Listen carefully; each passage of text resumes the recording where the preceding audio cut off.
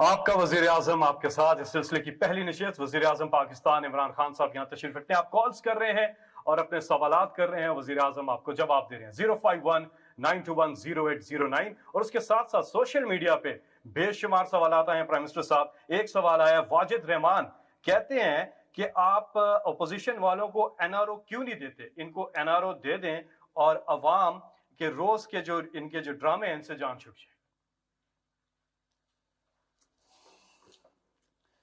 پھر اس طرح کریں, سارے جیل کھول دیں پاکستان کے, تو وہ بےچارے لوگوں کا کیا قصور ہے؟ ان کی تو چوریاں چھوٹی چھوٹی ہیں.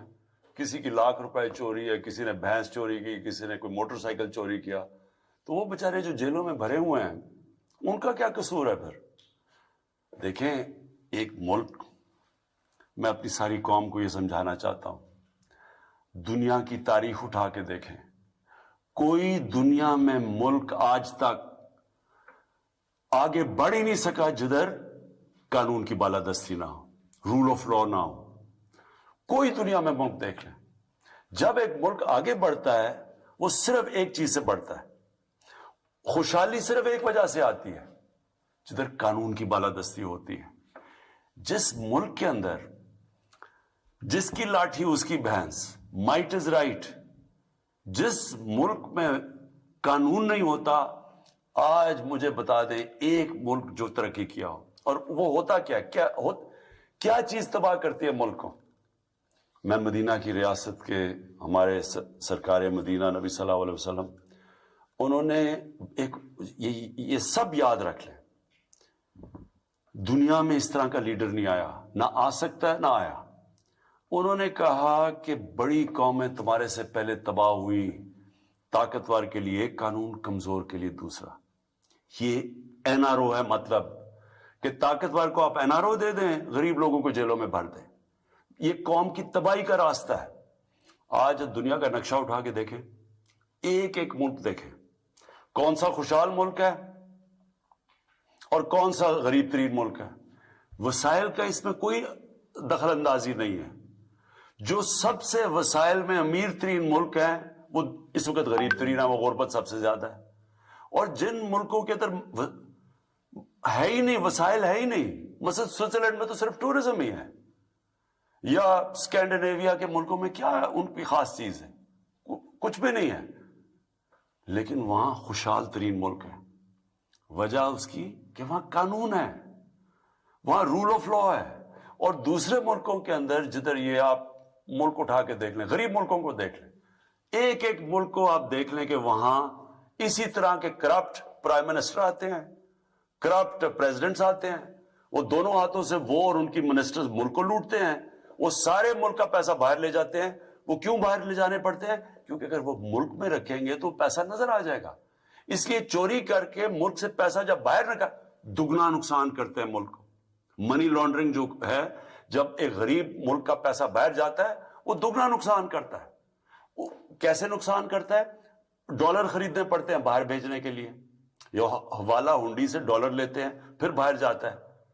وہ ڈالر جب آپ ملک سے باہر بھیجتے ہیں, ڈالر کم ہوتے ہیں, جب ڈالر کم ہوتا ہے تو روپیہ گر جاتا ہے آپ کا. جب روپیہ گرتا ہے تو ساری چیزیں مہنگی ہوتی ہیں. مہنگائی کیسے ہوتی ہے؟ جب روپیہ گر جاتا ہے آپ کا. جو چیز باہر سے لاتے ہو, تیل, بجلی, کھانا پینے, سب مہنگی ہو جاتی ہیں. آج جو سب سے بڑی وجہ غریب ملکوں کے اندر غربت کیا وجہ ہے؟ کہ وہاں اس طرح کے بیٹھے ہوئے ڈاکو چور جو اوپر آ کے ملک لوٹ کے ساروں نے اپنے ملکوں کو کنگال کر دیا, مقروض کر دیا. مہاتر محمد نے ملیشیا کو اٹھا کے عثمانوں پہ لے گیا. جیسے ہی مہاتر محمد 20 سال کے بعد گئے, ادھر بھی ایک اس طرح کا آدمی آ گیا, جس طرح ہمارے یہ جو اے پی ڈی ایم ٹائپ لوگ ہیں, اس نے بھی آ کے اپنا ملک لوٹا, منی لانڈرنگ کی. اس کا کیا نتیجہ ہوا؟ وہ ملیشیا جو خوشحال ترین ملک تھا وہ مقروض ہو گیا, اور وہ آج ان کا پرائم منسٹر جیل میں ہے جس نے اس کو مقروض کیا تھا. کہنے کا میرا مقصد یہ ہے کہ اگر آپ نے اس ملک کو اٹھانا ہے, اس کو عظیم ملک بننا ہے, مدینہ کی ریاست کے اصولوں پہ کھڑا کرنا ہے, تو طاقتور کا زیادہ ضروری ہے کہ ان کا احتساب کریں بجائے کمزوروں کا. کبھی آج تک کسی ملک کو پٹواریوں نے اور تھانے داروں نے نہیں ختم کیا. پرائم منسٹر اور اس کے وزیروں نے جب چوری کیا تب ملک تباہ ہوا ہے. اور پھر جب ایک قانون، ایک ملک کا قانون طاقتور ڈاکوں کو نہیں پکڑ سکتا، وہ ملک تباہ ہو جاتا ہے. تو یہ جو آج آپ یہ سارے ملک کے بڑے بڑے ڈاکو اکٹھے ہو کے یونین بنا کے اور میرے پہ پریشر ڈال رہے ہیں 2.5 سالوں سے کہ جی ہمیں NRO دے دو. میں نے جس دن اس ملک ان چوروں کو NRO دے دیا نا، یہ یاد رکھنا، میں اس ملک سے سب سے بڑی غداری کروں گا. جنرل مشرف کے دور میں ان دونوں کے یہ پچھلے 10 سالوں سے بہت بہتر دور تھا، ہر چیز بہتر تھی، قرضے بھی اتنے نہیں تھے. جنرل مشرف کے دور میں قرضے اتنے نہیں چڑھے جو ان 10 سالوں میں انہوں نے 4 گنا پاکستان کا قرضہ چڑھایا. لیکن اس نے جو ان 2 بڑے ڈاکوں کو 2 NRO دیے، وہ آج ہم بیٹھے ہوئے ہیں جو بھگت رہے ہیں. وہ 4 گنا زیادہ جو قرضہ چڑھایا ان 10 سالوں کے اندر، وہ آج ہم کیسے بھگت رہے ہیں. جو ہم پیسہ اکٹھا کرتے ہیں آدھا پیسہ چلا جاتا ہے ان کے لیے ہوئے قرضوں کے سود دینے پہ. تو ملک کیسے چل سکتا ہے؟ اور یہ صرف اور صرف جنرل مشرف نے سب سے بڑا ظلم کیا اس ملک پہ کہ وہ 2 لوگ جو کہ سب سے بڑے، جن کی ثابت ہوگی کرپشن. یہ جو براڈ شیٹ ہے یہ کیا چیز ہے کہ اس کے اندر پتہ چل گیا ان کے پیسے، ان کو NRO دے کے دونوں کو NRO دے دیا. سر محل اس کو NRO دے دیا، پیسے پاکستان آنے تھے، NRO دے کے وہ بھی آصف زرداری نے پیسے رکھ لیے. 60 ملین سوئٹزرلینڈ میں پڑے ہوئے تھے، وہ اس کو پاکستان کو آنے تھے، وہ NRO دے کے وہ اپنی جیب میں. سارا یہ جو ہدایبہ پیپر ملک سارا اوپن اینڈ شٹ کیس تھا، NRO دے کے، اور وہ جو اس کی بات پراپرٹیز پکڑی براڈ شیٹ میں وہ ساری معاف ہو گئی. تو نقصان کس کو ہوا؟ آج پاکستان وہ نقصان اٹھا رہا ہے. جی اگلے کالر ہے وہاڑی سے عظمت علی. جی عظمت. جی جناب وزیر صاحب السلام علیکم. وعلیکم السلام.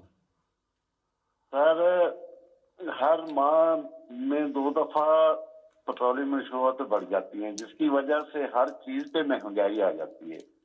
جو دیہاڑی دار طبقہ، جو مطلب کہ چھوٹا کسان ہے، وہ اس چکی میں پس رہا ہے. کوئی شفقت کی جائے اس پہ.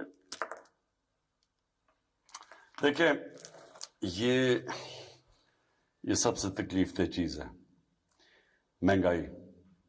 اور مجھے اس چیز کا پورا احساس ہے کہ اس وقت ہمارے لوگوں کے اوپر ایک مشکل وقت آیا ہوا ہے مہنگائی کی وجہ سے. لیکن یہ بھی ضروری ہے آپ سب کا کہ سمجھنا کہ یہ مہنگائی ہوتی کیوں ہے. میں اگر ہر ہفتے میٹنگ لیتا ہوں مہنگائی کی، ایک چیز دیکھتا ہوں کہ کون سی چیز کی قیمت کیوں چڑھ رہی ہے، تو یہ سوچیں کہ اگر مجھے اتنی یہ اس کے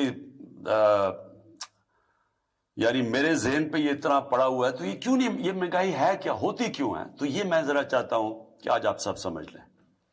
دیکھیں مہنگائی کی سب سے بڑی وجہ کیا ہوتی ہے؟ اس کی سب سے بڑی وجہ یہ ہوتی ہے کہ جب ہمارا روپیہ گرتا ہے. اور روپیہ کیوں گرتا ہے یہ بھی پہلے آپ سمجھ لیں. روپیہ اس لیے گرتا ہے کہ جب آپ ملک میں جو ڈالرز آ رہے ہیں وہ کم ہیں اور ملک سے ڈالر باہر زیادہ ہیں، جو جا رہے ہیں وہ زیادہ ہیں. یہ کیوں منی لانڈرنگ اتنی بری، یہ اتنا بڑا ہمارے لیے عذاب بنا ہوا ہے؟ ایک اندازے کے مطابق، اور میرے خیال میں سے زیادہ پیسہ باہر جاتا ہے. جو امریکہ کا جو اسٹیٹ ڈپارٹمنٹ ہے اس نے ایک پیپر چھاپا تھا غالباً کوئی 8-9 سال پہلے کہ 10 ارب ڈالر ہر سال پاکستان سے باہر جاتا ہے منی لانڈرنگ ہو کے، یعنی چوری ہو کے نا، اس چوری کا پیسہ 10 ارب ڈالر باہر جاتا ہے. پھر اگر ہماری امپورٹس اور ایکسپورٹس، مثلا جو چیزیں ہم دنیا کو ایکسپورٹ کر رہے ہیں وہ کم ہیں اور امپورٹ زیادہ ہیں، تو ظاہر ہے کہ وہ جب ڈالر کم ہوں گے ڈالر اوپر چلا جائے گا، روپیہ نیچے آ جائے گا. تو پہلے یہ سمجھ جائیں کہ روپیہ گرتا کیوں ہے. جب ہمیں حکومت ملی تو جو اس ملک کے اندر امپورٹس تھی، جو ڈالر ملک سے باہر جا رہے تھے وہ 60 ارب ڈالر تھے، اور ایکسپورٹس جس سے ملک میں ڈالر آنے تھے وہ 20 ارب ڈالر تھی. پاکستان کی تاریخ کا سب سے بڑا یہ خسارہ تھا جس کو ٹریڈ گیپ کہتے ہیں.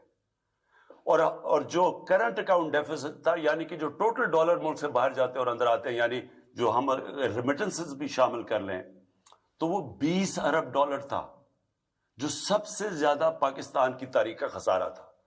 اس سے کیا ہوا؟ جیسے ہماری حکومت آئی پریشر پڑ گیا روپے پہ، اور پچھلی حکومت نے اربوں ڈالر خرچ کیا تھا روپے کو اوپر رکھنے کے لیے. وہ کیا کرتے ہیں, جب روپے پہ پریشر پڑتا ہے تو آپ ڈالر پھینکنے شروع ہو جاتے ہیں مارکیٹ میں. تو ہمارے پاس ڈالر ہی نہیں تھے مارکیٹ میں پھینکنے کے لیے, کیونکہ ہمارے پاس ریزروز ہی نہیں تھے. ہم بلکہ جو ہمیں قسطیں دینی تھی باہر وہ بھی نہیں ہم دے پا رہے تھے. تو لہٰذا روپے نے گرنا تھا. تو میں صرف آپ کو اب یہ سمجھانا چاہتا ہوں پہلے تو کہ روپیہ کتنا گرا. ہمارے دور پہ روپیہ گرا 24.1%. اور ہمارے دور میں کہہ رہا ہوں 18-19 میں, 2018 اور 19 میں جو روپیہ گرا ہمارے دور میں گرا 24.1%. ہمارے سے پہلے بھی روپیہ گرا تھا, وہ گرا تھا جب پیپلز پارٹی آئے. جب پیپلز پارٹی آئے تو روپیہ گرا 25.5%. 2008-9 میں 2008 جب ان کا روپیہ گرا تو جو سی پی آئی, اور یہ سارے آپ دیکھ سکتے ہیں اسٹیٹسٹکس, جو کنزیومر پرائس انڈیکس جسے کہتے ہیں, جو بتاتا ہے کہ کتنی مہنگائی ہوئی, وہ 17% تھی. اور ہمارے 18-19 میں جب 24.1% روپیہ گرا تو 7.3% تھی. اور یہ آپ دیکھ سکتے ہیں, یہ بیورو آف اسٹیٹسٹکس کے اندر یہ لکھا ہوا بتایا ہوا ہے آپ کو. اب یہ کیوں, اب جب یہ روپیہ گرتا ہے تو کیا ہوتا ہے, پہلے یہ سمجھیں. سب سے پہلے تیل مہنگا ہو جاتا ہے. تیل مطلب پٹرول اور ڈیزل مہنگا, اس کا مطلب ٹرانسپورٹ مہنگی.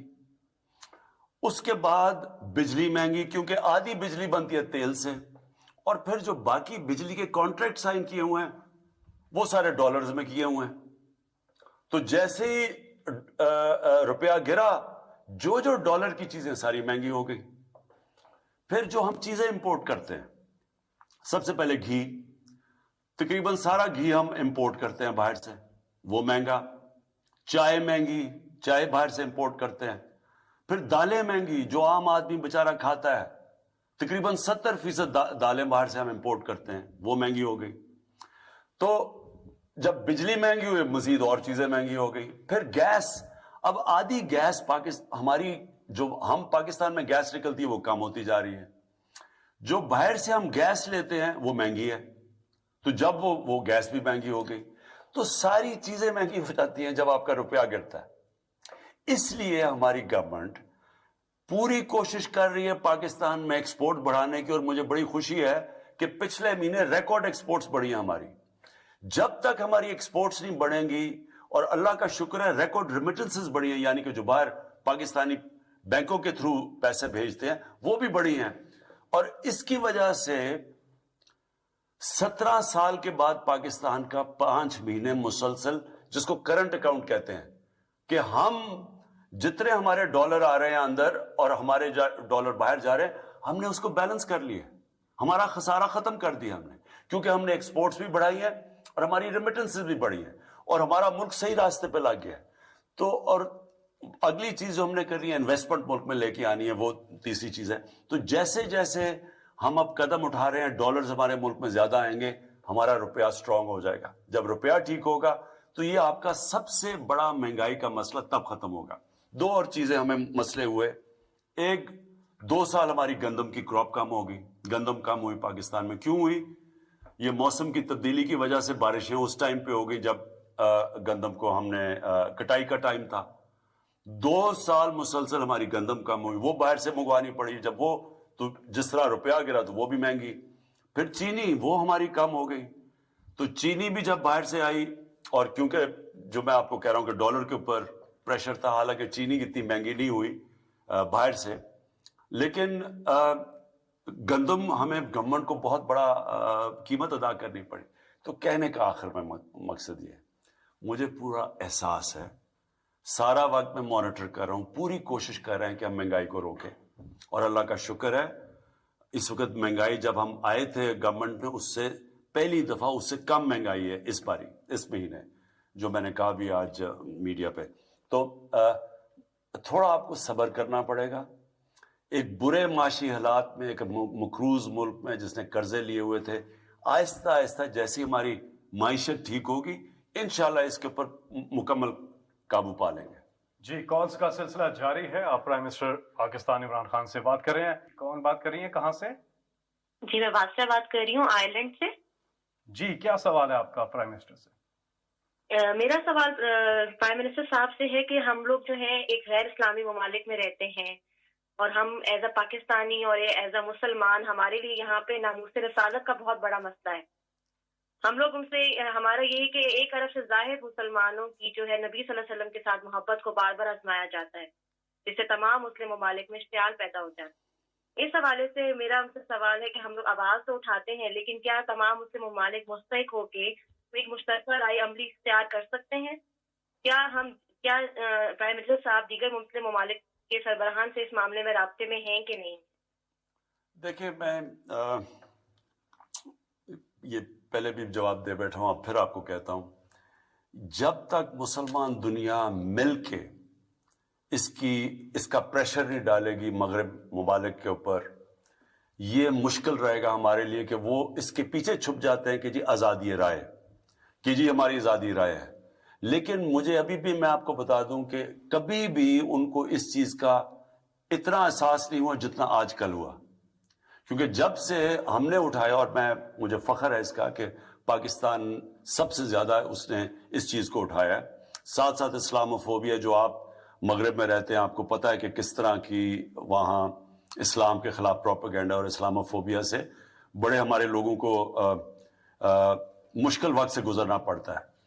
लेकिन इसका सिर्फ हल एक ही है, हम आहिस्ता आहिस्ता, और मेरी पूरी कोशिश होगी कि मुसलमान ममालिक को मैं इकट्ठा करूं और इस चीज़ के ऊपर, और प्रेसिडेंट अर्दोगान ने पूरा मेरे साथ उन्होंने स्टैंड लिया हुआ है। जिस तरह मैंने कहा, जब फ्रेंच प्रेसिडेंट मैक्रोन ने जब उन्होंने कहा, तो सिर्फ 2 मुसलमान हेड्स ऑफ स्टेट ने उसके ऊपर बात की और उनकी तनकीद की। तो इसलिए इंशाल्लाह हमारी कोशिश है कि और ज्यादा लोगों को इकट्ठा करेंगे। मुझे पूरा यकीन है कि ये कैंपेन में इंशाल्लाह हम कामयाब हो जाएंगे। जैसे ही उनको ये पता चलेगा कि जिस वक्त वो कोई भी उनके मुल्क में इस तरह की हरकत करेगा, एकदम 50 मुसलमान मुल्कों से रिएक्शन आएगा, तब ये इशू खत्म होगा। 0519210809 पे आपकी कॉल्स का सिलसिला जारी है। अगले कॉलर हमारे साथ कौन है? जी अस्सलाम वालेकुम। हेलो जी अस्सलाम वालेकुम जी। जी, मैं अब्बास मिर्जा बोल रहा हूँ टोरंटो से। जी मैं वज़ीर-ए-आज़म पाकिस्तान से बात कर सकता हूँ? जी आप कर रहे हैं। जी अस्सलाम वालेकुम वज़ीर-ए-आज़म पाकिस्तान इमरान खान साहब, कैसे हैं आप सर? जी मेहरबानी। आपका बहुत बहुत शुक्रिया, आपने कॉल ली। मैं आपसे एक सवाल करना चाहता हूँ। आपने फरमाया कि फॉरेन फंडिंग केस में अपोजिशन वाले खुद फंस गए हैं, इसकी वजाहत फरमाएंगे और ये भी बताएंगे कि आपका फॉरेन फंडिंग का क्या मामला है? क्या आपने भी किसी से पैसे लिए हैं? हकीकत क्या है? प्लीज अगर आप बता सके तो। ये बड़ा अच्छा कि आपने ये सवाल पूछ लिया कि वो एक बड़ी अच्छी एक सहींग है, एक पंजाबी की सहींग है कि गीदड़ की जब मौत आती है तो शहर की तरफ भागता है। अब इन्होंने फॉरेन फंडिंग का केस हमारे ऊपर कर दिया कि जी फॉरेन फंडिंग आई है पाकिस्तान पीटीआई में, तो इन्होंने तो बड़ा अपने आप को अजाब में डाल लिया, और मैं वो बताता हूँ क्यों। देखिए, मुझे आज से तकरीबन 31 साल पहले मैंने फंड रेजिंग शुरू की थी शौकत खानम की। तो मैं तो पाकिस्तान का वो फंड रेजर हूं जिसने पाकिस्तान की तारीख में सबसे ज्यादा पैसा इकट्ठा किया। आज भी इकट्ठा कर रहा हूं शौकत खानम के लिए, नमल यूनिवर्सिटी के लिए। थोड़ा मुश्किल है जब से प्राइम मिनिस्टर बना हूं, लेकिन उससे पहले तो मैं सबसे ज्यादा पैसा इकट्ठा करता था पार्टी के लिए भी। तो क्योंकि मुझे समझ थी फंड रेजिंग क्या है, हमारी पार्टी वाहिद पार्टी है जिसने पॉलिटिकल फंड रेजिंग की है।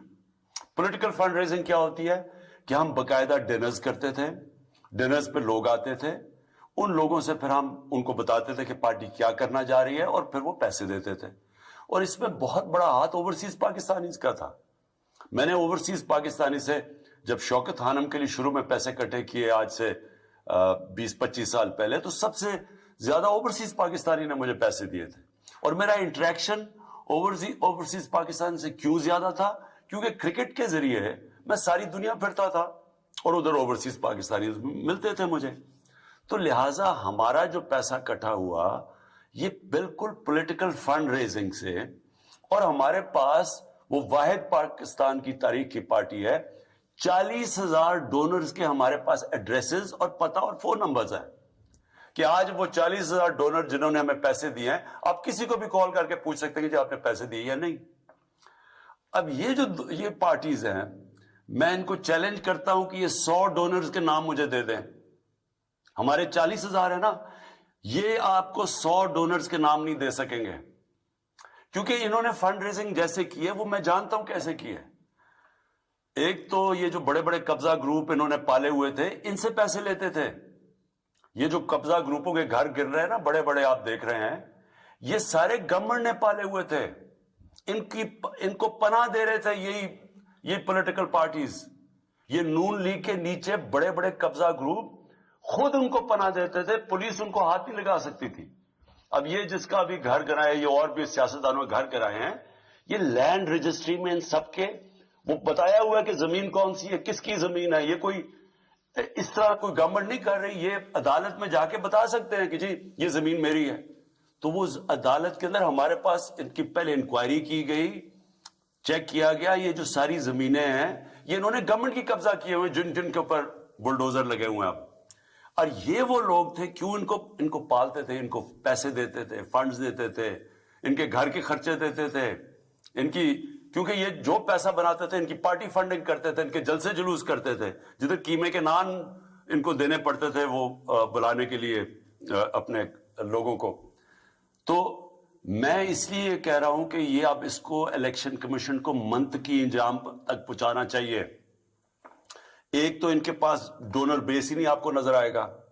دوسری چیز, جہاں تک جو فورن فنڈنگ کا اصل تو مقصد یہ ہے کہ کوئی باہر کی حکومت آپ کو پیسے نہ دے کوئی, اور کیونکہ وہ اگر آپ کو پیسے دے گی اور آپ پاور میں آئیں گے, آپ کو وہ انفلوئنس کر سکتی ہے, آپ کی فورن پالیسی افیکٹ کر سکتی ہے. یہ بھی اگر تحقیقات کی جائے کہ کیا ان کو فارنرز نے پیسے دیے یا نہیں دیے. کیا وہ جو فضل الرحمان ہے وہ بتا سکتا ہے کہ اس کو اتنی دیر اس نے پارٹی کیسے چلائی ہے؟ کیا وہ یہ کہہ سکتا ہے کہ مجھے کسی لیبیا نے نہیں پیسے دیے؟ کیا نواز شریف کہہ سکتا ہے کہ اسامہ بن لادن سے اس نے پیسے نہیں لیے بے نظیر کی گورنمنٹ گرانے کے لیے؟ بے نظیر کی سٹیٹمنٹ ہے, اس کے اوپر اس نے کتاب میں لکھا ہوا ہے. خالد خواجہ جنہوں نے پیسے دیے تھے نواز شریف کو اسامہ بن لادن سے, اس نے ایفیڈیوٹ دیا ہوا کہ میں نے اسے پیسے دیے تھے. تو یہ تو خود پھنس گئے ہیں. جی اگلے کالر ہمارے ساتھ ہیں عارف والا سے ارشاد صاحب. جی السلام علیکم عارف صاحب. کیا ارشاد صاحب کیا سوال ہے آپ کا؟ وعلیکم السلام فیصل بھائی جان, کیا حال ہے سر؟ خیریت؟ جی آپ پرائم منسٹر صاحب سے مخاطب میں بات کیجیے گا. ٹھیک ہے جی. وزیر اعظم صاحب, آپ ہمارے ہیرو ہیں, آپ سے بہتر کرکٹ کو کوئی نہیں جانتا, لیکن جب ہم پی سی بی کی کارکردگی کو دیکھتے ہیں تو نہایت شرمندگی ہوتی ہے. سر جب آپ کی حکومت آئی تو ہمیں امید تھی کہ پی سی بی میں بہتری آئے گی. پرائم منسٹر صاحب برائے مہربانی پی سی بی کو کوئی ایسا بندہ دیں جس سے اس کی کارکردگی بہتر ہو سکے.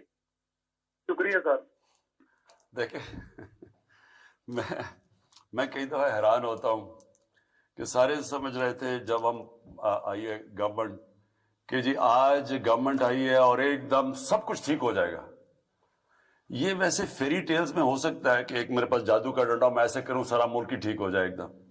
دیکھیں یہاں ملک میں کئی چیزیں بگڑی ہیں, 50 سال لگے ہیں بگڑنے میں, کئی 30 سال میں بگڑی ہیں کئی, اور پچھلے جو یہ 2 بڑے بڑے اس ملک کے بڑے ڈاکو نے جو 10 سال گزارے ہیں, کئی تباہی, اور اصل تباہی ان 10 سالوں میں آئی ہے.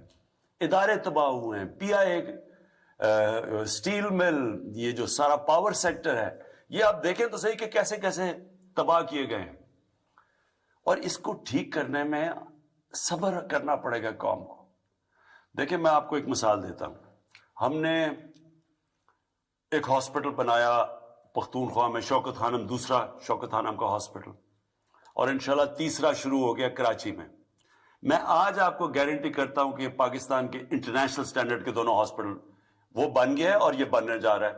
وہ کیسے؟ کیونکہ ایک جوائنٹ کمیشن انٹرنیشنل ایک انٹرنیشنل ادارہ ہے جو سرٹیفائی کرتا ہے کہ ہاسپٹل کی کوالٹی کتنی ہے. وہ لوگ بھیجتے ہیں, وہ ایک ہفتہ سارا اپنا ہاسپٹل کی آڈٹ کرتے ہیں اور تب وہ سرٹیفکیٹ ملتا ہے. 4 ہاسپٹل کو پاکستان میں سرٹیفکیٹ ملا ہوا ہے. آغا خان کو, الشفا کو اور 2 شوکت خانم کو. تو وہ 3.5 سال میں وہ شوکت خانم پشاور بنا ہے اور انٹرنیشنل سٹینڈرڈ کا. لیکن ہم جو پشاور کے ہاسپٹلز ٹھیک کرنے کی کوشش کریں, لیڈی ریڈنگ ہاسپٹل اور ان کے خیبر میڈیکل اور جو پرانے ہاسپٹل ہیں, وہ بڑا مشکل کام ہے, ٹائم لگ رہا ہے, دیر لگتی ہے, کیونکہ سسٹم سارے ٹھیک کرنے ہوتے ہیں, بری عادتیں پڑی ہوتی ہیں. پھر گورنمنٹ کے ہاسپٹل ہیں, وہ قانون آ جاتا ہے, وہ سٹے آرڈرز آ جاتے ہیں.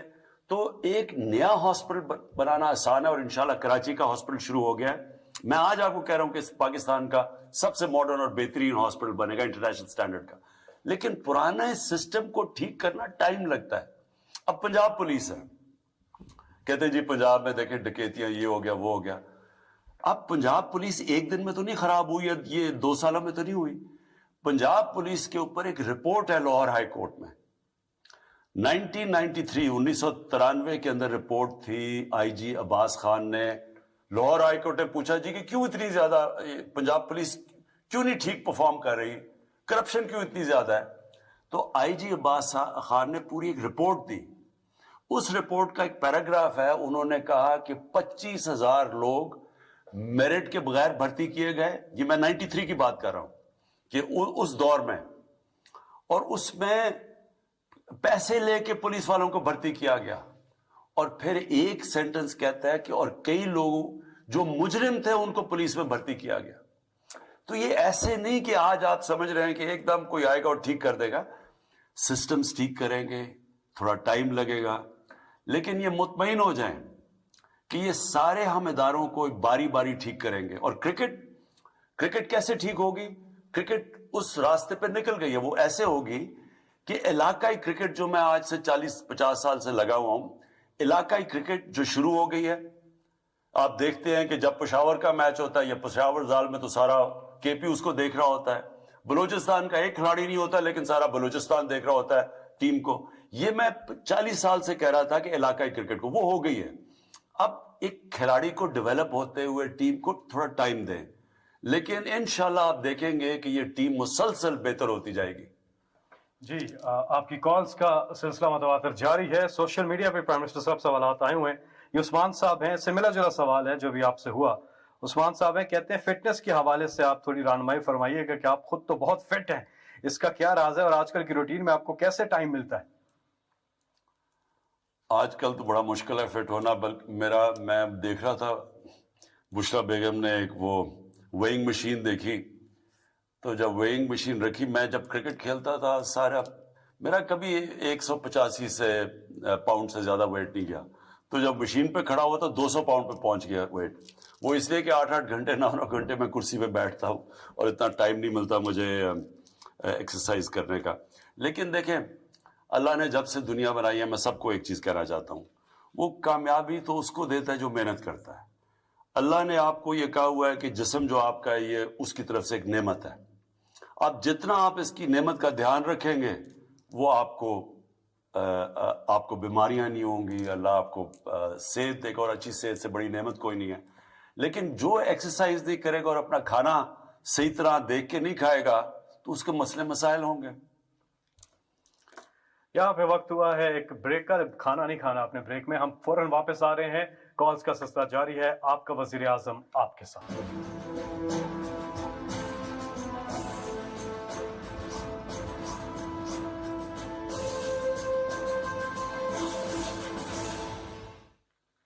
جی, وقفے کے بعد ایک بار پھر آپ کو خوش آمدید. آپ کی کالز کا سلسلہ جاری ہے. 051-921-0809. اب ہمیں بتایا جا رہا ہے کنٹرول روم سے کہ ہمارے ساتھ ہیں سردار محمد علی ایبٹ آباد سے. جی سردار صاحب. السلام علیکم. جی, میرا اسکپر سے یہ ایک سجیشن بھی ہے اور یہ بلین ٹری سونامی کے حوالے سے بھی. جب یہ بلین ٹری لگایا گیا تو اس کی میرا تعلق ہے تحصیل لورا ضلع ایبٹ آباد سے, اور میں ہزارہ کا رہنے والا ہوں. میں اس سلسلے میں جو پچھلے 2 سال سے اس پہ کام بھی کر رہا ہوں. زیتون کے میں نے 1230 پودے پچھلے سال شنکیاری والوں کے توسط سے لگائے تھے ٹی ریسرچ سینٹر کے حوالے سے. تو میں یہ اسکپر کو ایک سجیشن دینا چاہتا ہوں کہ ہمارا جو ایریا ہے تحصیل لورا خاص طور پہ, یہ یہاں پہ وائلڈ اولیو بے شمار ہے, اور گورنمنٹ کی پالیسی بھی ہے. تو ہم اس ایریا کو ایک دم سے اپ لفٹ کر سکتے ہیں, خاص طور پہ ہزارہ پورے کو اور تحصیل لورا کو. یہاں پہ اولیو ٹری جو ہیں وائلڈ اولیو ہیں ان کے اوپر گرافٹنگ کرائیں. ایک دوسرے نمبر پہ یہ ہے اس کے پر کہ اگر فرض کیا جو پودے آتے ہیں ایک تو ان کی تعداد آپ کم کریں اور دوسرا یہ ہے کہ کوالٹی میک شور کریں, کیونکہ ریشو جو ہے اس کی بہت ضروری یہ چیز ہے کہ اس کی جو سکسیس ریشو ہے وہ زیادہ ہونی چاہیے. یہ گورنمنٹ کو خاص طور پہ جنگل والوں کو ٹاسک فورس ان کی بنائیں اور ان سے کہیں کہ اس ایریا میں اچھے طریقے سے اپنے یہ پلانٹیشن کریں, اور خاص طور پہ زیتون کا یہ 1000 سال کے لیے سر پلاننگ کرنی ہوگی ہمیں. دیکھیں میں ایک چیز کہہ رہا تھا, اس کو غلط سمجھا لوگوں نے. میں یہ کہہ رہا تھا کہ بدقسمتی سے ہماری پارلیمنٹری ڈیموکریسی میں ہوا کیا ہے کہ ہم نے لانگ ٹرم پلاننگ نہیں کی. ہم سوچتے ہیں یہاں پچھلے آتے تھے کہ اچھا جی 5 سال کے بعد الیکشن ہونا ہے تو یہ چیزیں کر لو جو 5 سال سے پہلے مکمل ہو جائیں. اور پھر اس سے کیا نقصان ہوا کہ ملک تو تب آگے بڑھتا ہے جب وہ آگے سوچتا ہے, اپنی آنے والی نسلوں کا سوچتا ہے, جو چائنا کر رہا ہے. تو میں کہہ یہ رہا تھا کہ ہم یہ بڑا غلط ہوا, کوئی سوچتا ہی نہیں آگے والی اپنی نسلوں کے لیے. ہم پہلی اس ملک میں پہلی گورنمنٹ اور جماعت ہیں جس نے آگے کا سوچا, یہ جو درخت اگانے کا سوچا ہے پاکستان میں. اور یہ جو آپ نے ابھی بات کی ہے یہ زبردست بات ہے. دیکھیں ہم اربوں روپے کا ہم یہ گھی باہر سے امپورٹ کرتے ہیں. جیسے ہی ہمارا جب روپیہ گرتا ہے تو وہ گھی اور مہنگا ہو جاتا ہے. جو سب سے بہترین تیل ہے کوکنگ آئل یعنی استعمال کرنے کے لیے وہ ہے زیتون کا تیل. اور پاکستان ایک ایسی جگہ ہے کہ ہم جو باہر سے چیزیں امپورٹ کر رہے ہیں, ہم اگر یہ زیتون کو صحیح لگاتے ہیں یہ تو ایک پورا ایک انقلاب ہے پاکستان میں. ہم زیتون سے ہی اربوں ڈالر کما سکتے ہیں. ہمارے ایسے علاقے ہیں یہ جو دریائے سندھ کے رائٹ سائڈ پہ جتنا علاقہ ہے, یہ سلیمان کا, یہ نیچے ڈی آئی خان میں, یہ اور نیچے تک, یہ سارا میں نے چیک کروایا ہے زیتون کے لیے بہترین علاقہ ہے. یہ علاقہ جدھر ہم اسلام آباد میں بیٹھے ہوئے ہیں یہاں بھی بہترین زیتون اگتا ہے. میں نے اپنے گھر میں زیتون کے پودے لگائے. تو اب ہم اسی مہینے انشاءاللہ میں بڑی ایک لانچ کر رہا ہوں زیتون کے. ایک تو ہم پیوند کروائیں گے اور پورا ایک زیتون کا انقلاب لے کے آ رہے ہیں. اب ان پہاڑی علاقوں میں جدھر لوگوں کے پاس زیادہ کچھ نہیں ہے, اگر ہم زیتون کے اوپر ہی کریں اور پھر اس کا تیل یہ ہم ایکسپورٹ بھی کر سکتے ہیں, یہ لوکل لوگوں پہ یہ خوشحالی بھی لا سکتا ہے, ہمیں ضرورت بھی نہیں پڑے گی کہ اپنے ڈالر خرچ کرنے کے لیے. تو انشاءاللہ یہ اسی مہینے میں لانچ کر رہا ہوں. جی اگلے کالر ہمارے ساتھ. السلام علیکم. السلام علیکم. جی کون بات کر رہی ہیں؟ جی فرح لودھی خان بات کر رہی ہوں میدان سے. جی سوال پوچھیے گا پلیز. جی مسٹر پرائم منسٹر سے سب سے پہلے تو ہم یہ کہیں گے کہ ہماری دعائیں ان کے ساتھ ہیں کہ اللہ ان کے پوری نیت سے پاکستان کو اسٹیبل کرے. میرا سوال اپ کمنگ سینٹ الیکشن کے حوالے سے ہے. جیسے کہ ہم سب جانتے ہیں کہ پاکستان میں تو یہ تاریخ رہی ہے کہ سینٹ الیکشن سے پہلے ٹکٹوں کی خرید و فروخت شروع ہو جاتی ہے, اور انفارچونیٹلی پی ٹی آئی کے پاس قانون سازی کے لیے نمبر بھی پورے نہیں ہیں. تو خان صاحب کا کیا ویژن ہے, کیا فیوچر اسٹریٹجی ہے کہ وہ یہ ضمیر کی تجارت جو ہے سینٹ الیکشن میں کس طریقے سے روکیں گے؟ دیکھیں یہ بڑی ایک شرمناک چیز ہے. یہ 30 سال سے ہو رہا ہے پاکستان میں.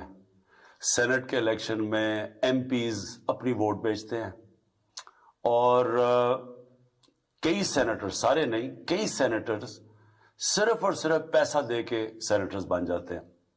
یعنی رشوت دے کے لوگوں کے ضمیر خرید کے وہ سینیٹر بنتے ہیں. اور ہمارے اپنے ایم پیز, سب نہیں کئی, اپنی ووٹ بیچتے ہیں اور اس لیے نہیں ووٹ دیتے کسی کو کہ وہ ایک پارٹی چاہتی ہے کہ یہ ہمارا کینڈیڈیٹ ہے, وہ اس لیے دیتے ہیں کہ پیسے ملتے ہیں.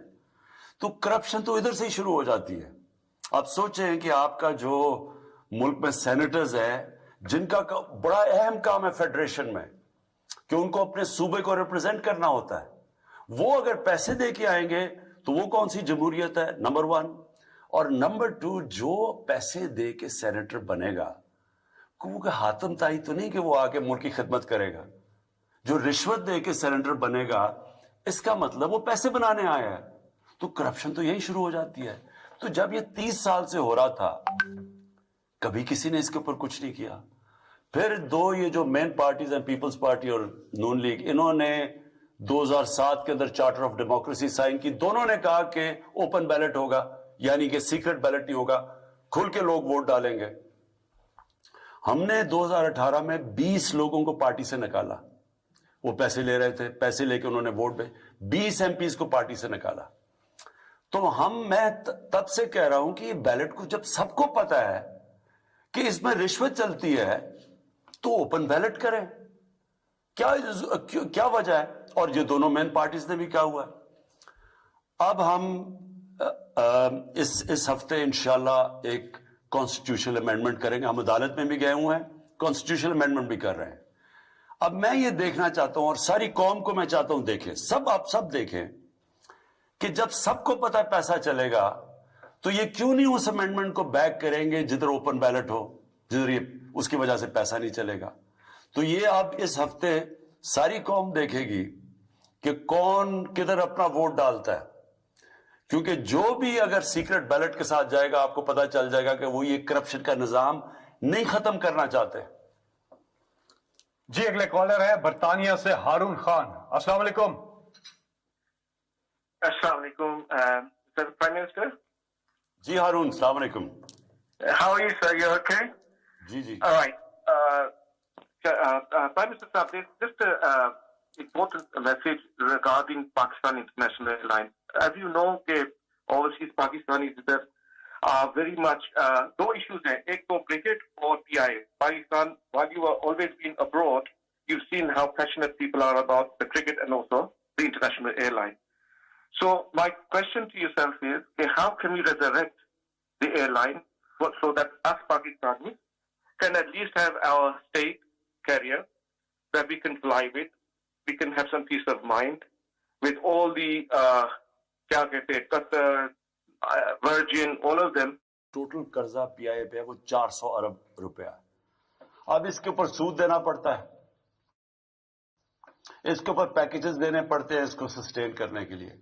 لیکن یہ جو بوجھ پڑا ہوا ہے ہمارے اوپر اور اس کے اوپر وہ ہمارے پاس اتنے پیسے نہیں ہوتے کہ ہم اس کے لیے اچھے جہاز لیں, نئے جہاز لیں. جس طرح ایئر لائنس کو تو نئے جہاز چاہیے, جو بڑے اچھے جہاز جن کی فیول کم ہے, جن کا کاسٹ چلانے کا کم ہے, لیکن ہمارے پاس اس طرح کے فنڈز نہیں ہیں, اور کیونکہ اس کے اوپر قرضہ چڑھا ہوا ہے.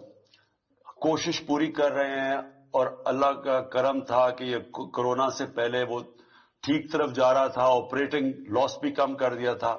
اگر قرضے قسطیں نہ دینی پڑے تو وہ بیلنس بھی کر رہے تھے. اوپر سے کورونا آ گیا. اب کورونا سے آپ سارے جانتے ہیں ساری دنیا میں ایئر لائنز اب پرابلم پہ چلی گئی ہیں کورونا کے بعد. میری کوشش پوری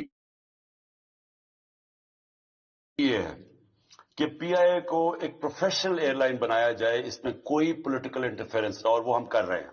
اس وقت کوئی پولیٹیکل انٹرفیئرنس نہیں ہے. ہمارا مسئلہ یہ ہے کہ اس کے اوپر قرضے چڑھے ہوئے ہیں. دوسرا ہمارے پاس جو اس کے اندر اس کے اندر جو جتنے زیادہ لوگ امپلوائے ہوئے ہیں وہ اگر آپ ریشو دیکھیں ایئر کرافٹ ٹو لوگ وہ بہت زیادہ ہے. تو اس کو ریسٹرکچر کر رہے ہیں, تھوڑا سا ٹائم لگے گا. ہمارا اس کے اوپر بھی پلان کریں گے یہ قرضہ ہم نے کیسے اتارنا ہے. تو جیسے جیسے انشاءاللہ ہم یہ قرضہ اتارتے رہے تو یہ ایئر لائن تو ہے وائبل, کیونکہ روٹس بہت اچھی ہیں. 90 لاکھ بیرون ملک پاکستانی ہیں, وہ سارے پی آئی اے پر ٹریول کرنا چاہتے ہیں. بہت بڑی طاقت ہے. لیکن اس وقت صرف مسئلہ اتنا بڑا قرضوں کا بوجھ پڑا ہوا ہے جو کہ ہر ادارے میں مسئلہ بنا ہوا ہے. ہمارے قرضے, اسٹیل مل اس کے اوپر کوئی 300 ارب روپے کا قرضہ چڑھا ہوا ہے, اور پاور سیکٹر کے اندر سیکولر ڈیٹ چڑھی ہوئی ہے. تو ہمارا مسئلہ صرف یہ جو قرضے چڑھے ہوئے ہیں اس کی وجہ سے ہمارے پاس پیسہ نہیں بچتا ان کو ریفارم کرنے کے لیے. جی آپ سب سے گزارش ہے کہ سوال کیجئے مختصر, تاکہ زیادہ سے زیادہ لوگوں کو موقع مل سکے پروگرام میں شرکت کرنے کا. رضوان رشید صاحب ہمارے پاس ہے. جی رضوان بھائی السلام علیکم. رضوان صاحب آپ کو آواز آ رہی ہے؟ جی سر, السلام علیکم سر. وعلیکم السلام. جی سوال پوچھیے گا پرائم منسٹر صاحب سے. جی السلام علیکم خان صاحب. جی جی وعلیکم السلام. ٹھیک ٹھاک. سر میرا یہ سوال ہے کہ کشمیر میں الیکشن ہونے والے ہیں, تو میرا ایک چھوٹا سا سوال تھا کہ آپ لوگ اکیلے لڑیں گے پی ٹی آئی یا پھر اتحاد کے ساتھ لڑیں گے؟ یہ بھی میں کہہ نہیں سکتا. کشمیر کے الیکشن میں ہم نے پوری اسٹریٹجی نہیں بنائی ابھی, لیکن انشاءاللہ بھرپور طریقے سے الیکشن لڑیں گے. عطاء رحمان صاحب ہیں اگلے کالر. جی السلام علیکم. جی وعلیکم السلام جناب. जी जी, आप सवाल पूछिए। सर अस्सलाम वालेकुम, मेरा नाम मियां रज़ा रहमान है और मैं सर्विंग स्कूल एसोसिएशन की नुमाइंदगी कर रहा हूँ। जनाब वज़ीर आज़म साहब, आपका तालीमी विजन जो है यकसा निसाब तालीम काबिल सताइश है और इंशाल्लाह प्राइवेट सेक्टर आपके शाना बशाना खड़ा है और इसको मैं हैरान हूं कि आपसे किसी ने कंसल्ट नहीं किया, क्योंकि शफकत महमूद जो फेडरल एजुकेशन मिनिस्टर हैं उन्होंने मुसलसल मीटिंग्स की हैं पंजाब में, और पख्तूनख्वा के जो एजुकेशन मिनिस्टर्स है उनका जॉब है मीटिंग्स करना। लेकिन मैं ये पूरा चेक करूंगा कि आप कह रहे हैं कि स्टेक होल्डर्स को नहीं लिया। हम मुसलसल कोशिश कर रहे हैं बातचीत करने की प्राइवेट स्कूल से कि कैसे हम इनकी मदद कर सकें। जाहिर है हमारे पास वो रिसोर्सेज तो नहीं कि हम सारों को पैसे दे सकें, लेकिन हम और चीजों में पूरी छूट देने की कोशिश कर रहे हैं, जैसे हम टैक्स ब्रेक्स हैं या फिर कई हमने कर्जे दिए हैं ये कोरोना के छोटी इंडस्ट्री को, ताकि वो बिल्कुल बैठ ना जाए। तो इसके ऊपर भी मैं बात करूंगा, क्योंकि तालीम का सेक्टर बहुत इंपॉर्टेंट है और वो बड़ा प्राइवेट जो स्कूल्स का सेक्टर है वो बहुत मुतासर हुआ है, मुझे पता है कोरोना के दौर में। जी, अगले कॉलर से हम बात करेंगे। कौन कहां से? जी अस्सलाम वालेकुम। अस्सलाम वालेकुम, मैं उल्फत बात कर रही हूँ, उल्फत मुस्तफा किला दीदार सिंह से। जी जी, सबसे पहले तो मुझे ये कहना था कि पीटीवी ने ये बहुत बहुत ग्रेट इनिशिएटिव लिया है कि हम डायरेक्ट पीएम से बात कर सकते हैं। ये बहुत बड़ी, मेरे ख्याल में ये बहुत बड़ी अचीवमेंट है। लेकिन मेरा क्वेश्चन है इमरान खान साहब से, काइंडली ये जरा बताएं कि हमने सबसे ज्यादा वोट जो है मतलब इन्हें दिए हैं, नौजवानों ने सबसे ज्यादा वोट इन्हें दिए हैं और हमने बड़ी इनसे उम्मीद लगाई हुई थी कि ये जब आएंगे तो हालात चेंज होंगे, खास तौर पे नौजवानों के लिए कि 2.5 साल हो गए हैं, इन्होंने नौजवानों के रोजगार के लिए क्या किया है। एक तो ये इसका मुझे बताएं, और दूसरा इन्होंने नौजवानों के लिए एक रोजगार स्कीम मुतारिफ करवाई थी, लेकिन मैं खुद उसके लिए कर्जा लेने के लिए गई बैंक में, तो मेरे साथ और भी काफी लड़कियां थी, तो बैंक वालों ने कहा यहाँ पे तो कोई कर्जा नहीं मिलता। तो मुझे ये बताएं, ये सुनने में आ रहा है कर्जा तो सियालकोट के अलावा बाहर किसी को मिल ही नहीं रहा है, तो ये पीएम साहब प्लीज इस चीज का पता करवाएं कि कर्जा मिल किसको रहा है। देखिए, सबसे पहले तो ये कर्जा ना सियालकोट देता ना कोई, ये बैंक्स जो बैंक्स हैं वो बिल्कुल अपनी इवैल्यूएशन करते हैं। वो आपको एक फॉर्म भेजते हैं कि जी मुझे ये कर्जा चाहिए, वो बैंक उसके बाद इवैल्यूएट करते हैं बिल्कुल मेरिट के ऊपर। उनको नहीं पता होता कि ये कौन है, और बैंक वैसे भी प्राइवेट बैंक्स है, उन्होंने कोई किसी को पॉलिटिकल बेसिस पे तो कर्जा देना नहीं है, वो मेरिट के ऊपर देते हैं और उसी के ऊपर इवैल्यूएशन होती है, उस पर कर्जा मिलता है।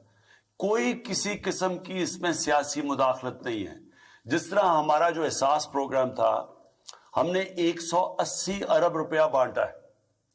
कोई मुझे आज एक कह दे कि एक भी रुपया किसी सियासी बेसिस पे किसी को बांटा हो।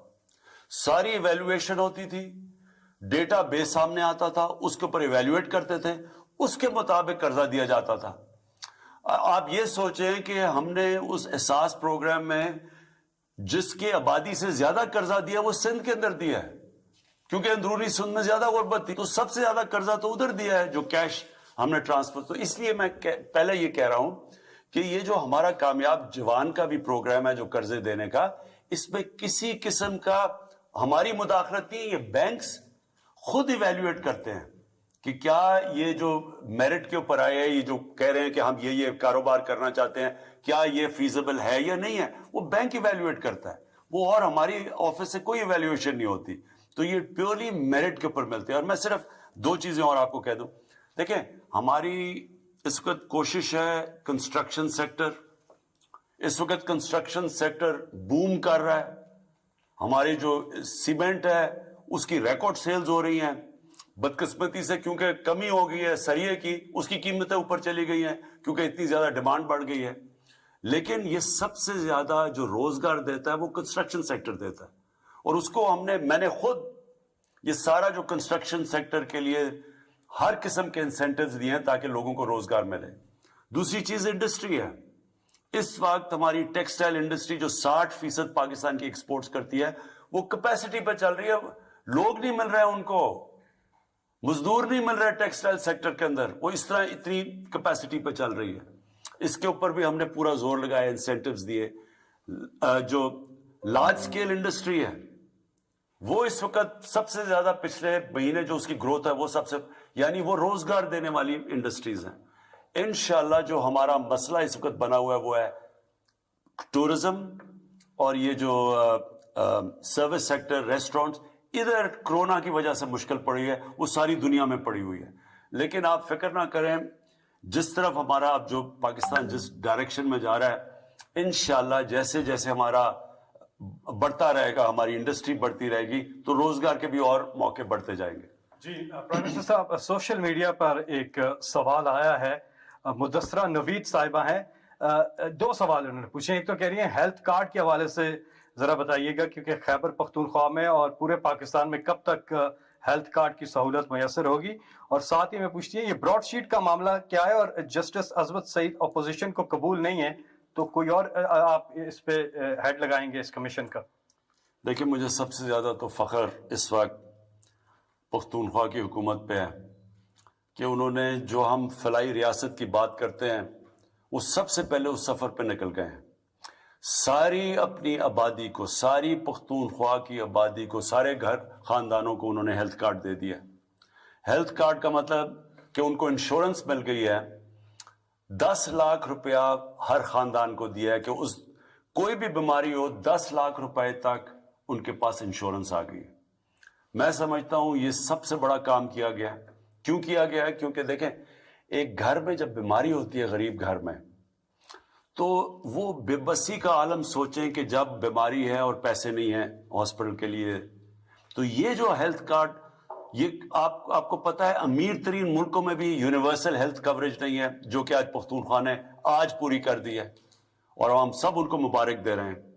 پنجاب نے فیصلہ کیا ہے, پنجاب کیونکہ بہت بڑا ہے, اس سال کے آخر تک سارے پنجاب کو انہوں نے فیصلہ کیا کہ وہ ہیلتھ انشورنس دے دیں گے تاکہ وہ بھی سارا کور ہو جائے. یعنی کوئی گھر کو یہ فکر نہ ہو کہ اگر ہمارے گھر میں بیماری ہے تو ان کے پاس ایک کارڈ ہوگا, وہ کسی بھی ہسپتال میں جا کے اپنا علاج کروا سکتے ہیں. تو یہ میرے خیال میں ایک مجھے بڑا فخر ہے اس چیز کے اوپر. دوسری چیز آپ نے بات کی براڈ شیٹ کی. دیکھیں, براڈ شیٹ میں کیا ہوا, مشرف گورنمنٹ نے ایک کمپنی کو ہائر کیا کہ جناب یہ جو پیسہ چوری ہو کے ملک سے باہر گیا ہے اس کی نشاندہی کی جائے. وہ کمپنی نے نشاندہی کر دی اور وہ کہتے ہیں کہ انہوں نے $100 ملین نواز شریف کا پیسہ جو باہر پڑا ہوا تھا اس کی نشاندہی کر دی. اور اس کے اندر یہ فلیٹ بھی تھے, یہ 2002 کی بات ہے. انہوں نے یہ جو ان کے مے فیئر کے اربوں پتی فلیٹس, وہ بھی اس کی بھی نشاندہی کر دی. اس کے علاوہ انہوں نے جو نشاندہی کی وہ $100 ملین کی پراپرٹیز. ادھر سے مشرف نے ان کو NRO دے دیا, ان سے سمجھوتا ہو گیا, ان کو سعودی عربیہ بھیج دیا, NRO دے دیا. وہ جو کمپنی تھی اس نے کہا کہ جی ہم نے تو نشاندہی کیا, اپنا کانٹریکٹ پورا کر دیا, ہمیں اب پیسے دیں. تو یہ جو لندن میں فیصلہ ہوا آخر میں عدالت میں جا کے, انہوں نے جو $100 ملین کی نشاندہی کی تھی اس کا انہوں نے 20% انہوں نے دے دیا اس کمپنی کو, جس کو ہماری حکومت کو دینا پڑا. اور پھر اب ہم اس کے اوپر پوری جسٹس عصمت سعید کو اس لیے ہم لے رہے ہیں کیونکہ ان کی ایکسپرٹیز ہے, وہ خاص ان کی ایکسپرٹیز ہے یہ جو احتساب اور کرپشن کے اوپر. انہوں نے نیب کے لیے بھی پروسیکیوٹر رہ چکے ہیں. تو اب ہم یہ چاہ رہے ہیں کہ جو دوسرا NRO تھا وہ بھی سامنے آئے, جدھر آصف زرداری کو انہوں نے پہلے وہ جو سر محل تھا اس کا انہوں نے NRO دے کے وہ پیسے دے دیے جو پاکستان گورنمنٹ کو آنے تھے. پھر جو $60 ملین سوئٹزرلینڈ میں پڑا تھا اس کے اوپر بھی انویسٹیگیشن کرے. تو ہم پورا جسٹس سعید کو اس لیے رکھا ہے کیونکہ وہ سمجھتے ہیں, وہ نیب کے پروسیکیوٹر رہ چکے ہیں, تو وہ یہ سمجھتے ہیں دونوں کیسز کا. جی اگلے کالر ہمارے ساتھ ہیں فہد جمشید حیدرآباد سندھ سے. جی السلام علیکم. السلام علیکم سر. جی کیا سوال ہے پرائم منسٹر سے آپ کا؟ سر میں فہد بات کر رہا ہوں حیدرآباد سے. سر حیدرآباد کا انفراسٹرکچر سر بہت خراب ہے, ساری روڈیں سڑکیں اور ہاسپٹل جو ہے نا ہمارے یہاں بہت برا حال ہے سر. اور سر دوسرا یہ کہ صوبائی گورنمنٹ یا پیپلز پارٹی ان سے تو سر کوئی امید نہیں ہے ہم لوگوں کو نا سر. ہم ساری جو نوجوان یا میرے جیسے اور نوجوان جو ہیں وہ سب آپ سے ہی امید رکھتے ہیں. اور سر آپ کو ہی دیکھ رہے ہیں کہ حیدرآباد کے اوپر کوئی توجہ فرمائے سر, یا یونیورسٹی بھی. اور سر ہم ویسے ہی جو ہے کوٹا سسٹم کی ایسے پیسے میں سر بہت ادھر کا حال, اس پہ خاص آپ توجہ فرمائیں سر. میں یہی جی عرض یہ ہے کہ دیکھیں 18ویں ترمیم کے بعد سارا جو سینٹر سے سارے اختیارات چلے گئے صوبے میں، اور پیسے بھی سینٹر صوبے کو دے دیتا ہے، تو یہ سب کچھ صوبے کے نیچے ہے. کراچی ہو، حیدرآباد ہو، جتنے بھی سندھ کے شہر ہیں وہ سندھ حکومت کے نیچے ہیں، اور ان کے پاس بجٹ چلا جاتا ہے تو اس میں ہمارے لیے بڑا مشکل ہے. کراچی کے لیے تو کیونکہ جب وہ جو فلڈ آیا تو اس کی وجہ سے ایک کمیٹی بنی ہے سینٹر کی اور صوبے کی جو کراچی کے مسئلے حل کرنے کے لیے نکلی ہے. تو اصل میں تو صوبے کی مثلا پنجاب گورنمنٹ کی جو بھی پنجاب میں ہے وہ پنجاب گورنمنٹ کی ذمہ داری ہے، جس طرح کے پی گورنمنٹ، جس طرح بلوچستان. تو اس لیے سینٹر کا آئین کے مطابق ہم اس میں مداخلت کر نہیں سکتے، یا تو صوبائی حکومت کا ہے، اس کے بغیر نہیں کر سکتے. جی اگلے کالر ہمارے ساتھ کون ہے؟ السلام علیکم. وعلیکم السلام. جی کون صاحب کہاں سے بات کر رہے ہیں؟ سردار بشارت عباسی پنچ سیکٹر آزاد کشمیر سے. جی کیا سوال ہے آپ کا وزیر اعظم سے؟ جناب وزیر اعظم سب سے پہلے ہم آپ نے کشمیر ایشو کو ساری دنیا میں ہائی لائٹ کیا، میں ساری کشمیری قوم کی جانب سے آپ کو دل کی گہرائیوں سے مبارکباد پیش کرتا ہوں. جناب وزیر اعظم، میں پنچ سیکٹر جاوڑا مڈول بٹر حریفہ سے آپ سے مخاطب ہوں. آئے روز بلا فائرنگ ہندوستانی آرمی کرتی ہے، ہمارے ہر جگہ پہ نوجوان لاشیں اٹھاتے ہیں، کبھی ہم بچوں کی پوچھتے اٹھاتے ہیں اور کبھی خواتین کی میت اٹھتی ہے. جناب وزیر اعظم، آپ سے ہمارا مطالبہ ہے کہ آپ آج بہت ہماری جتنی جو ان فرنٹ آف بارڈر ہم ہو گئے، ہمیں ٹینکرز کی ضرورت ہے. جناب وزیر اعظم، بہت محدود پیمانے پر ٹینکرز تعمیر کیے جا رہے ہیں اور ساری آبادی کی محروم ہے. جی دیکھیں یہ بڑی بدقسمتی ہے اور بہت ہی ٹریجڈی ہے جو کہ لائن آف کنٹرول کے اوپر جو شیلنگ ہوتی ہے اور اس سے جو لوگ متاثر ہیں، اور وہ بہت بڑا علاقہ متاثر ہے. ہم نے ہیلتھ کارڈ یعنی ہیلتھ انشورنس تو ہم نے یہاں سے پہنچائی ہے اس سارے علاقے کو، تاکہ کم از کم لوگوں کے پاس ہیلتھ انشورنس ہو. لیکن یہ ایک بڑا مسئلہ ہے. ہم اس میں یونائٹڈ نیشنز سے بھی اور مسلسل کوشش کر رہے ہیں ہندوستان کو پریشر ڈالنے کے لیے کہ وہ بے قصور جو شہری رہ رہے ہیں، جو بیچارے سویلینز رہ رہے ہیں، ان کے اوپر تو یہ کسی طرح یہ روکا جائے. لیکن دیکھیں کشمیر کا مسئلہ ایسا ہے کہ یہ ایک اس سٹیج پہ پہنچ گیا ہے کہ یہ اب پہلے تو یہ ختم ہی ہو گیا تھا نا انٹرنیشنلی، اب یہ انٹرنیشنلی ساری دنیا کشمیر کی طرف دیکھ رہی ہے. ابھی آپ نے دیکھا کہ یونائٹڈ نیشنز کے سیکرٹری جنرل نے اس کے اوپر سٹیٹمنٹ دی ہے، اور انشاءاللہ یہ جو اب نئی ایڈمنسٹریشن امریکہ میں آئی ہے جو بائیڈن کی، ان سے بھی ہم بات کریں گے کہ پریشر ڈالیں جو اس وقت کشمیر کے اندر ہو رہا ہے، مقبوضہ کشمیر میں جو ہو رہا ہے خاص طور پہ، لیکن یہ لائن آف کنٹرول پہ بھی. تو آپ یہ بے فکر ہو جائیں، اس کے اوپر پوری ہم کوشش کر رہے ہیں ہر فورم پہ. میں انشاءاللہ 5 تاریخ کو جلسہ بھی کر رہا ہوں کوٹلی میں جا کے جلسہ بھی کر رہا ہوں اسی چیز کے اوپر، اپنے لوگوں کو بھی حوصلہ دینے کے لیے. جو کشمیر مقبوضہ کشمیر میں لوگ اتنی دلیری سے سہ رہے ہیں جو ظلم ہے وہاں، ان کے لیے بھی، اور پھر انٹرنیشنل فورم پہ میڈیا پہ اپنی آواز پہنچانا، آگاہ کرنا. تو انشاءاللہ 5 کو میں وہ بھی کر رہا ہوں. جی اگلے کالر سے بات کریں گے. مسعود صاحب ہیں اسلام آباد سے. جی السلام علیکم مسعود صاحب، آپ کا کیا سوال ہے وزیر اعظم سے؟ وعلیکم السلام سر، میرا نام محمد مسعود ہے جی. میرا تعلق ترلئی کلاں بڑا سردار اسلام آباد سے ہے. جی سوال میری زمین ہے جی یہ ترلئی کلاں اور گڑا سردار میں. یہاں پہ ایک سوسائٹی ہے گوری ٹاؤن کے نام سے، جس کے چلا رہے ہیں یہ چودھری عبد الرحمان اور عثمان. یہ جو ہے میری زمین ہے، انہوں نے قبضہ کیا ہوا ہے، اور یہ ان کے پاس بہت گنڈے ہیں جی، اور یہ ہمیں بہت تنگ کرتے ہیں جی. اور میں نے محتاط کرال تھانہ میں بھی درخواستیں دی ہیں جی، اور ڈی ایس پی صاحب سے بھی درخواست دی ہے جی، لیکن کوئی سنوائی نہیں کرتا ہے. باثر لوگ ہیں جی، یہ سیاسی لوگ ان کے ساتھ ملے ہوئے ہیں اور یہ میری زمین پہ قبضہ کر رہے ہیں سر. میں ایک تو یہ پلیز نوٹ کر لینا آپ، ان سے نمبر بھی لے لینا اور اس کا پتہ لے لینا. میں آج ساروں کو جو بھی یہ دیکھ رہے ہیں، ایک پرائم منسٹر کا سٹیزن پورٹل ہے، اس کے اوپر اگر کسی کی زمین پہ قبضہ ہے یا کسی طاقتور نے قبضہ کیا ہوا ہے سرکاری زمین پہ، میں آپ سب کو کہتا ہوں کہ میرے پورٹل کے اوپر وہ لکھوائیں.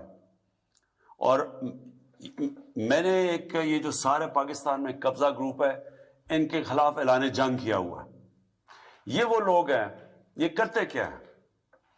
یہ کرتے یہ ہیں کہ یہ ایک طاقتور لوگوں کی پناہ کے اندر رہ کے یہ ساری واردات کرتے ہیں. اور یہ شروع کیسے ہوا؟ یہ شروع ایسے ہوا کہ یہاں جو ہماری پولیٹیکل پارٹیز، جو یہ دو مین پولیٹیکل پارٹیز، انہوں نے سب سے پہلے قبضہ گروپوں کو پالنا شروع کیا. اور میں شروع میں آپ کو کہا کہ یہ قبضہ گروپ ان کے جلسے بھی فائنانس کرتے تھے، ان کو بھی فائنانس کرتے تھے، ان کی ATM مشینیں بھی بنے ہوئے تھے، ان کی پناہ پہ بیٹھے ہوئے تھے. جو پولیٹیکل لیڈرشپ تھی، گورنمنٹ کے اندر بیٹھ کے وزیر اور پرائم منسٹرز ان کو پروٹیکٹ کرتے تھے، بلکہ کئی وزیر خود قبضہ گروپ کے حصے بنے ہوئے تھے، انہوں نے بھی زمینوں پہ قبضے کیے ہوئے تھے.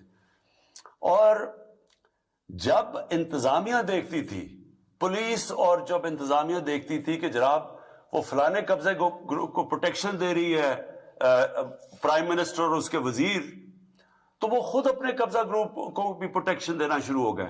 تو پورا سسٹم بن گیا. اور یہ کس کی زمینوں پہ قبضے کرتے تھے؟ غریب لوگوں کی.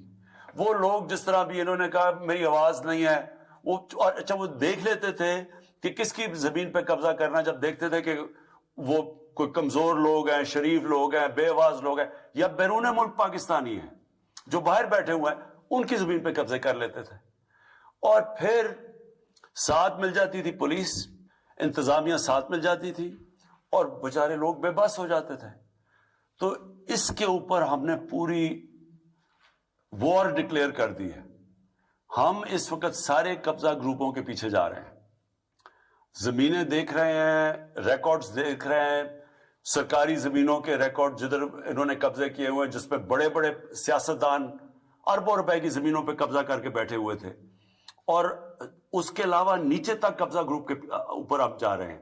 اور یہ ایک اور ہمارا مسئلہ یہ ہے کہ ہم ایک سول پروسیجر کوڈ یعنی لے کے آ رہے ہیں پاکستان میں.